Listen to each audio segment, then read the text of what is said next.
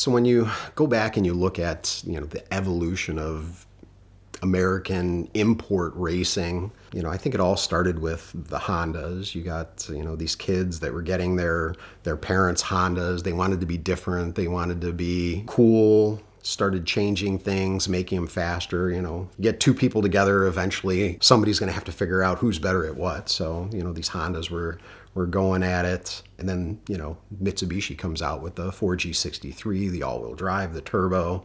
So you got two different factions. You got, lightweight, naturally aspirated, front-wheel drive versus turbocharged, heavyweight, all-wheel drive. This was early 90s. The fast cars were going in the 12s. I mean, it was fast at the time. They were going back and forth, trying to make more and more power. I remember, hitting 500 horsepower in a 4G63 was like, wow, this is crazy, 500 horsepower. You can buy factory cars with almost 1,000 or 1,000. You can buy one with 1,024 horsepower. I mean, it's crazy, how things have changed. But back in those days, you were doing what you could. Supra came out.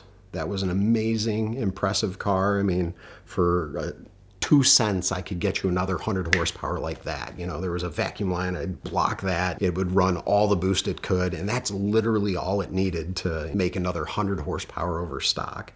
Those cars were really cool and really a force to be reckoned with. That was basically the first car that could actually go against some of these American muscle cars, the Corvettes of the time. Rear-wheel drive, nice transmission, you had your ZF 6-speed. You've got an engine that was capable of handling way more horsepower than it came with. The way that suspension was designed, the anti-squat that was built into it was just the right amount to make that car really go well. I mean, that suspension was crazy. I mean, they're still turning ridiculous times on OE suspension. That was cool.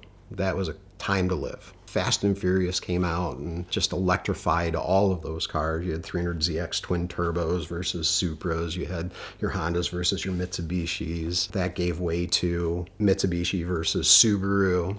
We were doing turbo all-wheel drive stuff. We were doing 4G63s with Eclipse Talon Laser, Galant VR4. Evo came out.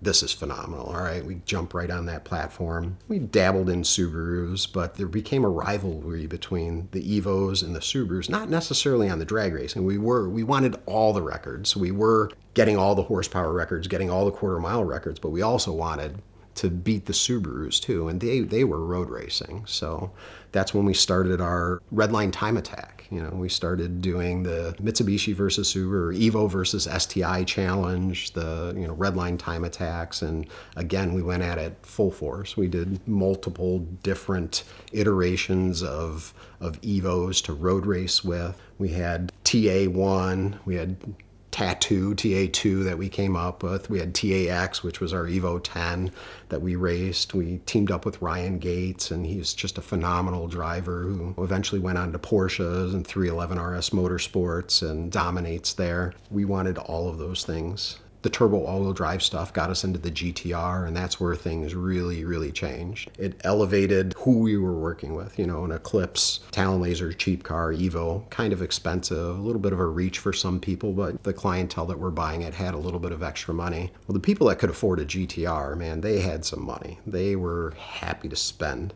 And the performance you could get out of the GTR was phenomenal. For a very small amount of money, you could compete with supercars. You take a GTR and throw a few $1,000s at it, and suddenly it's faster than, a Lamborghini. That was cool. But then that kind of brought another new rivalry, and that was the GTR versus the Lamborghinis. Underground Racing was doing some phenomenal stuff with these cars, making them faster and faster and faster, but their style of racing was completely different than what we were used to. We're doing drag racing, we're doing road racing, and they're doing highway pulls and figuring out how to do it. So in order to show what the best platform was, we wanted to compete on their level. So we ended up, deciding we're going to go for, mile records. We're going to go for roll racing and that sort of stuff. So that's how we got into that. The big difference at that point in time between the Gallardos and the Nissan GTR was in the transmission. So the Gallardos, you got a single clutch transmission or, a gated manual transmission, and you lose so much power, so much time when you're making that shift. When we started to race against them, that's, side by side against them, that's where we would excel. So basically, like Underground's famous for, they would get the jump on you. And then, they would shift and they would fall back, and then they would shift and they would fall back, and then they would shift and they would fall back again. We were able to continuously put that power down. I mean, at the time, the dual clutch transmission in the GTR was phenomenally fast. I mean, nowadays, it doesn't hold a candle to what Porsche or BMW has, but it was fast. I mean, it continued to put the power down as you would go down the track. In 2014, they came out with the R8 with a DCT transmission in it. That's where things started to change for the Lamborghinis and the Audis. This DCT was going to change things. It was going to level that playing field. So now, level the playing field on the transmission side of things. I mean, obviously, severely outclassed on size and number of cylinders by the Lamborghinis and the Audis, but the Nissans still made a phenomenal amount of horsepower if you threw enough boost at them. So when the Huracan first came out, the first thing they did, because it's going to take a long time to figure out the transmission stuff. This is all new to everybody. It's a brand new transmission, dual clutch. At that time, they're running air shifted sequential transmissions, against our DCT. So when the Huracan first came out, the first one that was competitive was actually just Gallardo drivetrain in the Huracan to make it compete at that time. Eventually, it took a lot, but they eventually got that transmission figured out, and it's able to handle the horsepower that they're putting into it and not break as much as it initially did. I think it was going to take a little bit. I mean, obviously, you had Volkswagen Audi group trying to they had some experience with the dual clutch stuff, but in the higher horsepower stuff, it was a learning curve for them too to get it all figured out and dialed in and be able to handle what was out there. I mean, the recipe for ultimate performance is always going to be rear-wheel drive, front engine. I mean, if you want to go as fast as you can, save dragsters. You're talking about an engine in the front, keep the front end down, rear-wheel drive. That's where it's going to be. I think building the ultimate drag car is going to have to start with that, or end with that, let's say. Even the GTRs these days, GTRs, let's put that in quotes. You've got these Pro Mod, VR38 powered big tire cars that are out there that they're calling GTRs. I mean, that's eventually where it's going to go to. All-wheel drive only helps you so much, and you can only put so much power down until the tires come off the ground, and then it doesn't do anything else for you. What would I start with? Honestly, I don't know.